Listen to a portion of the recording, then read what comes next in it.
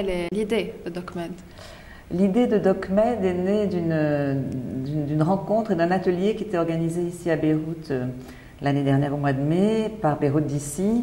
Et moi je m'occupe d'un programme européen de formation de producteurs de documentaires. Et donc on nous avait demandé de venir voilà, donner des conseils pour la production de ces projets. Oui.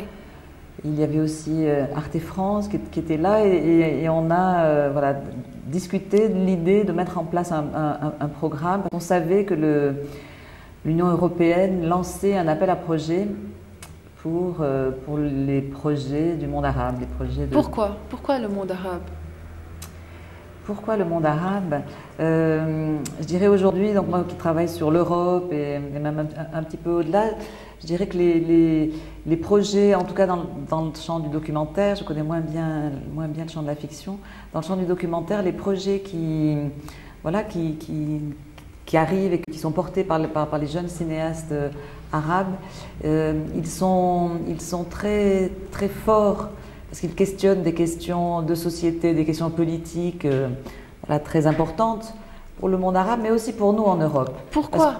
Parce qu'on a, on ne reçoit dans nos télévisions sur le monde arabe, on n'en a qu'une vision extrêmement réductrice, c'est-à-dire à la fois la guerre, oui, c'est toujours la guerre, les islamistes radicaux, alors on le voit bien avec le vent de révolution qui s'est levé dans nombre de pays arabes.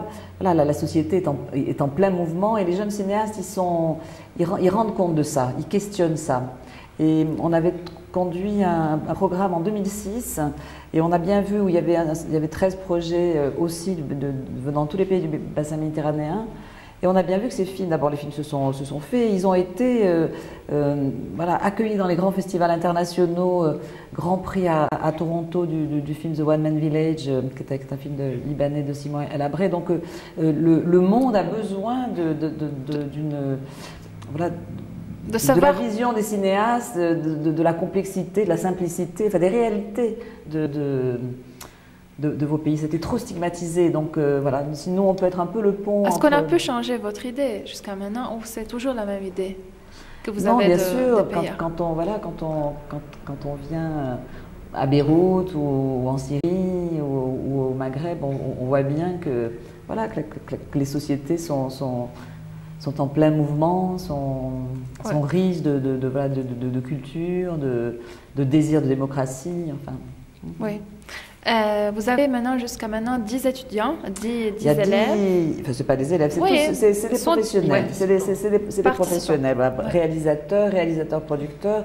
Ils sont là, ils ont un projet et on a choisi des projets qui sont, on a sélectionné des projets qui sont passionnants et qui sont voilà, aussi intéressants que les projets qu'on peut voir dans les grands pays européens. Enfin, il n'y a pas de...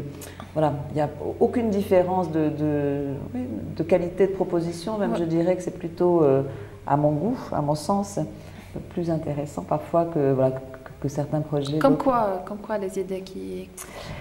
Mais ce sont des films qui traitent de questions liées à la société, à la femme, à l'histoire, mais qui les traitent ces sujets, ces projets d'une manière très voilà, originale, intelligente. Voilà. Oui. Est-ce que vous préférez que la manière ça va être subjectif ou bien objectif? Alors nous, comment dire, on défend et on travaille dans le champ qui est le documentaire de création, qui est à l'inverse de ce qui est fait dans le reportage. Un reportage, un journaliste, voilà, essaie de documenter une situation. C'est plus objectif, oui. Plus objectif, voilà. Alors qu'un cinéaste documentariste, il va se saisir d'une question d'abord qui le concerne personnellement et l'aborder d'une manière très subjective. Et c'est ça qui rend compte parfois, c'est beaucoup plus subtil parfois que simplement de l'information brute. On se rapproche d'une autre manière des réalités, des individus, des personnages, des témoins de ces films. D'accord. Merci. Merci beaucoup. Merci à vous.